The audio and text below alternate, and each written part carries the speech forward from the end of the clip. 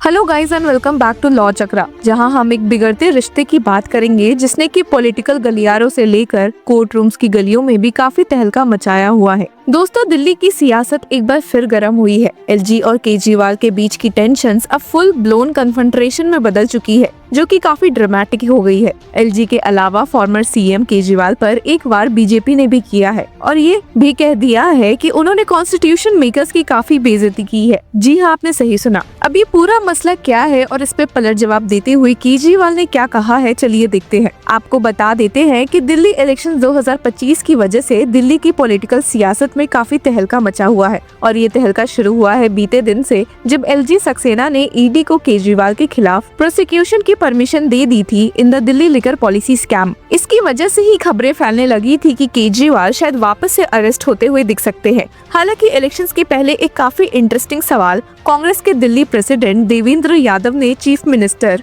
अरविंद केजरीवाल की एलिजिबिलिटी पर उठा दिया है। जी हाँ, आपने सही सुना। उन्होंने सवाल किया कि क्या केजरीवाल जी सीएम बनने के लिए एलिजिबल है, क्या कोर्ट ने उन्हें फाइल साइन करने की परमिशन दी है। आपको याद होगा कि मार्च में केजरीवाल जी को इन्फोर्समेंट डायरेक्टरेट ने दिल्ली एक्साइज पॉलिसी केस में अरेस्ट किया था। फिर तिहाड़ जेल से सुप्रीम कोर्ट की बेल पर वो जुलाई में निकले, लेकिन कोर्ट ने उन पर सीएम ऑफिस जाने और ऑफिशियल फाइल साइन करने की रिस्ट्रिक्शन लगा दी थी, और जिसके बाद एक अनएक्सपेक्टेड मूव में केजरीवाल ने सीएम पोस्ट से रिजाइन कर दिया था और कहा था कि मैं तब तक वापस नहीं आऊंगा जब तक पब्लिक मुझे सर्टिफिकेट ऑफ ऑनेस्टी देकर फिर से सीएम नहीं बनाती। पर सवाल यही है कि अगर दिल्ली इलेक्शंस में आम आदमी पार्टी जीत भी जाती है तो क्या फॉर्मर सीएम वापस से न्यू सीएम बन पाएंगे? इसका जवाब तो हमें जल्द मिल सकता है। पर जहां इन सारे क्वेश्चन से केजरीवाल परेशान है, वहीं एक दूसरे मामले में बात यहां तक पहुंची है कि एलजीबी के सक्सेना ने एक लेटर लिखा है फॉर्मर सीएम केजरीवाल को और उसमें सिविक इंफ्रास्ट्रक्चर की हालत पर एक कड़क क्रिटिक किया है।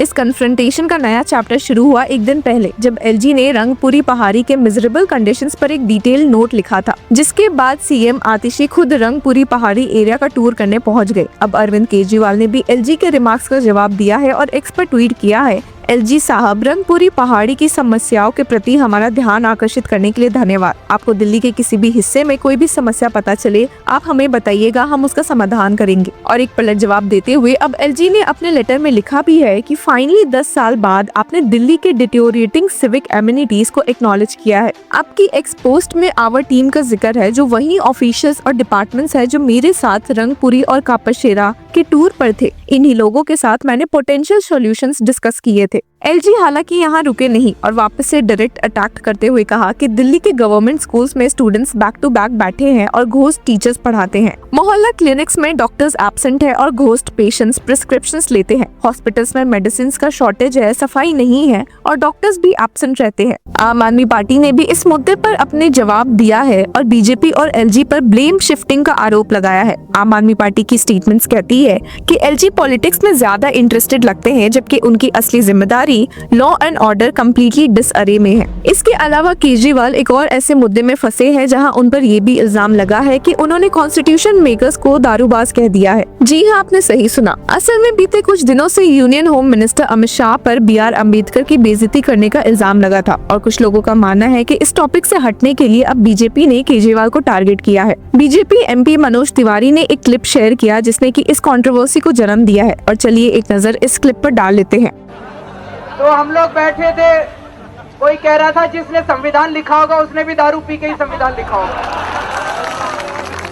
हालांकि ऐसे मिसलीडिंग वीडियो को शेयर करने पर बीजेपी एमपी को अब आम आदमी पार्टी लीडर सिसोदिया की फटकार पड़ी है, जिन्होंने रियल वीडियो शेयर करते हुए कहा है कि मनोज तिवारी जी सांसद हो, थोड़ी तो शर्म करो, झूठ ट्वीट कर रहे हो, सस्ते ट्रोलर्स जैसे बर्ताव करना बंद करो, अपनी नहीं तो कम से कम सांसद पद की तो इज्जत करो। लेकिन इसका भी पलट जवाब देते हुए एमपी तिवारी ने ट्वीट किया कि मनीष सिसोदिया जी, बहस में मर्यादा रखनी चाहिए, आप इतने तमतमा गए कि मुझे बेशरम बोल दिया। ऐसे देखा जाए तो हर साइड से ही केजरीवाल के लिए बैड न्यूज भी देखने को मिली है और एलजी का लेटर भी तब आया है जब ऑलरेडी अरविंद केजरीवाल पर लीगल प्रॉब्लम्स का पहाड़ टूट पड़ा है। जैसे कि अभी कुछ दिनों पहले ही एलजी ने केजरीवाल के खिलाफ प्रोसिक्यूशन सैंक्शन दी थी। इसी के बीच यादव के रिमार्क्स भी काफी इंटरेस्टिंग है और तब आए हैं जब केजरीवाल की लीडरशिप को लेकर क्रिटिसिज्म बढ़ता जा रहा है और काफी लोग उनकी गवर्नेंस के इफेक्टिवनेस और कैंपेन्स के प्रोमिसेस पर प्रोग्रेस को क्वेश्चन कर रहे हैं। मंडे को दिल्ली कांग्रेस चीफ देवेंद्र यादव ने एक्स सीएम अरविंद केजरीवाल पर अटैक करते हुए कहा भी था कि अगर आम आदमी आदमी पार्टी लीडर्स को अगले दिल्ली असेंबली इलेक्शंस में दोबारा इलेक्ट किया गया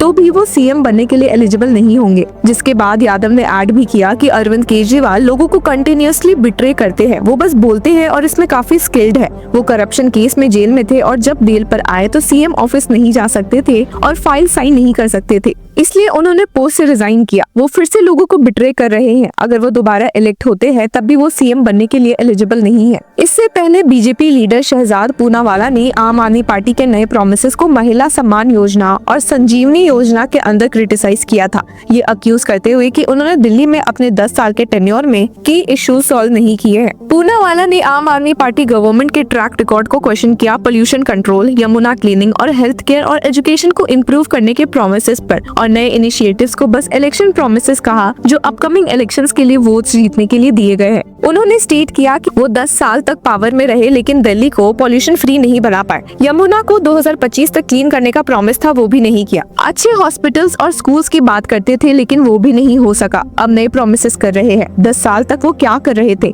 ये बस इलेक्शंस को देखकर पब्लिक के लिए प्रॉमिसेस है। अरविंद केजरीवाल ने संडे को अनाउंस किया कि मुख्यमंत्री महिला सम्मान योजना और संजीवनी योजना के लिए रजिस्ट्रेशन शुरू हो रहे हैं जो पूरे नेशनल कैपिटल में होंगे। महिला सम्मान योजना का एम है दिल्ली में रहने वाली महिलाओं को 2100 रुपीज पर मंथ प्रोवाइड करना। 2015 के असेंबली इलेक्शंस में 70 में से 67 सीट्स जीतने के बाद आम आदमी पार्टी ने 2020 में फिर से 62 सीट्स जीती, जबकि बीजेपी अपनी टाली को 3 से 8 सीट्स तक ले गई। कांग्रेस पिछले इलेक्शंस की तरह अपना अकाउंट नहीं खोल पाई। दिल्ली असेंबली इलेक्शंस 2025 की शुरुआत में होने की एक्सपेक्टेशंस है। तो दोस्तों, दिल्ली की ये पॉलिटिकल लड़ाई का क्या अंजाम होगा? एक तरफ सिविक इश्यूज का ब्लेम है, दूसरी तरफ लॉ एंड ऑर्डर का सवाल और ऊपर से लीगल ट्रबल्स। ये सब मिलकर दिल्ली की सियासत को और ज्यादा इंटरेस्टिंग बनाते जा रहे हैं। आपको क्या लगता है ये ब्लेम गेम कब खत्म होगा और असली काम कब होगा? अपने विचार हमें कमेंट सेक्शन में जरूर बताएं। Until then, keep following law Chakra. Hello law lovers and justice seekers, welcome to law Chakra. हम आपके लिए लेकर आए हैं कुछ बहुत ही exclusive. Introducing law Chakra prime membership,